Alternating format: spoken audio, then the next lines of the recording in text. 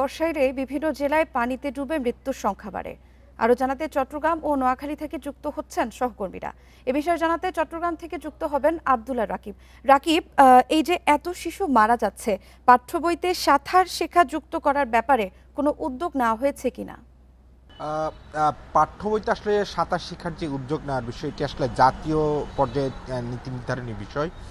সেটি যদি এখনো পর্যন্ত না হয়, কিন্তু আরেকটি বিষয় আমরা যেটি বলতে পারি, একটি প্রকল্প চালু ছিল গত এই চলতি বছর পর্যন্ত, জুন পর্যন্ত, জানুয়ারি পর্যন্ত, এবং সেই প্রকল্পে প্রায় 48টি জেলা যুক্ত ছিল এবং 16টি জেলা, সেই 16টি জেলাতে একটি প্রকল্প নেওয়া হয় সাঁতার শেখা এবং কর্মজীবী যেসব মা রয়েছেন সেসব মায়ের শিশুদেরকে রেখে যাওয়ার জন্য ডে কেয়ার সেন্টার, এবং সেখানে যেসব শিশুরা ছিল তাদের মধ্যে সাঁতার শেখার প্রবণতা এবং তাদের যে বিকাশ, সেই বিষয়টি আসলে যথাযথভাবে হয়েছিল। অর্থাৎ প্রকল্পের যে আউটপুটটি আমরা যদি বলি সেটি ছিল সন্তোষজনক, এবং সেই প্রকল্পটি এরপর প্রথম পর্যায়ে বন্ধ হয়ে যায় এবং দ্বিতীয় পর্যায়ে এই প্রকল্পটি চালু করার জন্য ডিপিপি পাঠানো হয় মন্ত্রণালয়ে।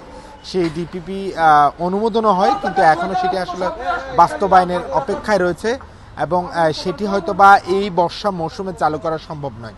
আমরা একটি পরিসংখ্যান দিয়ে আমরা পুরো বিশ্বে শিশু মৃত্যু, পানিতে ডুবে শিশু মৃত্যুর যে হার, সেটি প্রায় 3 লাখ শিশু।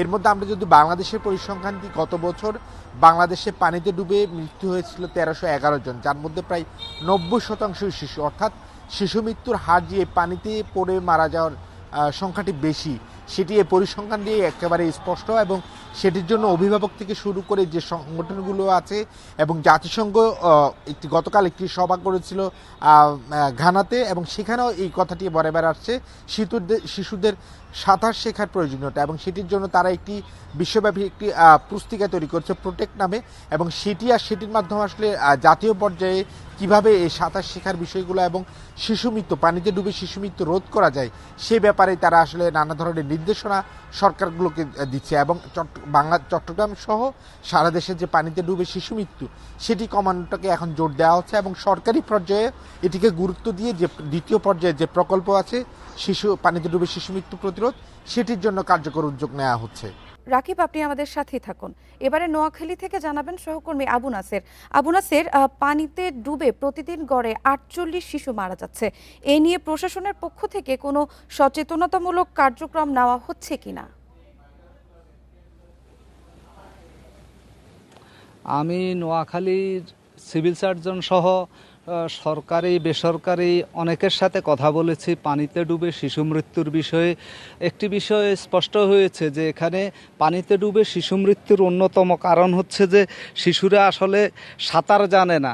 সাঁতার না জানার কারণেই বড় অংশ শিশুরা মৃত্যুর মুখে পতিত হচ্ছে। আবার হচ্ছে যে 5 বছরের নিচে যেসব শিশু নোয়াখালীতে মারা যাচ্ছে, সিভিল সার্জনের তথ্য অনুযায়ী তার মধ্যে 75% হচ্ছে 5 বছরের নিচে বয়সের, অর্থাৎ যারা আসলে কোনো কিছু বুঝেই উঠতে পারেনি, সাঁতার শেখারও যাদের সময় হয়নি, তারা মৃত্যু মুখে পতিত হচ্ছে। মূলত অভিভাবকদের অসচেতনতার কারণে, হয়তোবা পরিবারের পুরুষ সদস্যরা বাড়ির বাইরে 9টা থেকে 3টা পর্যন্ত থাকেন নানা কারণে, এবং বড়রা স্কুলে থাকে। এই ফাঁকে মা বা নারীরা গৃহস্থালী কাজে ব্যস্ত থাকেন। এই সময় আসলে অসচেতনতার কারণে, অসাবধানতাবশত শিশুরা বাড়ির আশপাশের পুকুর জলাশয়ে পড়ে মৃত্যুর বরণ করছে, মারা যাচ্ছে।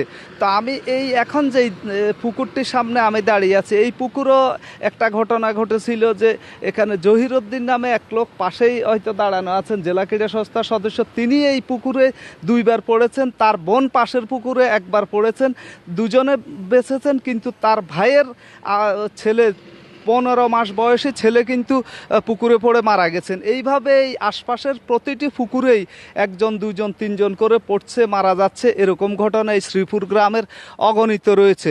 তো আমরা যতটুকু জানতে পেরেছি, জেলা সিভিল সার্জন সহ প্রশাসনের পক্ষ থেকে কি ব্যবস্থা নেওয়া হয়েছিল, তারা বলছেন যে আসলে তারা চিন্তা ভাবনা করছেন কি করা যায়, সাঁতার প্রশিক্ষণের ব্যবস্থা করা যায় কিভাবে, মানুষকে সচেতন করা যায় কিভাবে। কিন্তু বাস্তবতা হচ্ছে যে শিশুরা সাঁতার আসলে শিখতে চায়, সাঁতার কোথায় শেখা যায়, কিভাবে সহজে সাঁতার শেখা যায় সেই ব্যবস্থাটুকু নেই। এই বিষয়ে জেলা ক্রীড়া সংস্থার সাথে কথা হয়েছে, তারা জানিয়েছেন যে জেলা ক্রীড়া সংস্থার পক্ষ থেকে স্টেডিয়ামে যদি এই সাঁতার শেখার ব্যবস্থা করা হয় তাহলে ভালো হয়, কিন্তু বাস্তবতা হচ্ছে এখনও কোনো আয়োজনে নেই।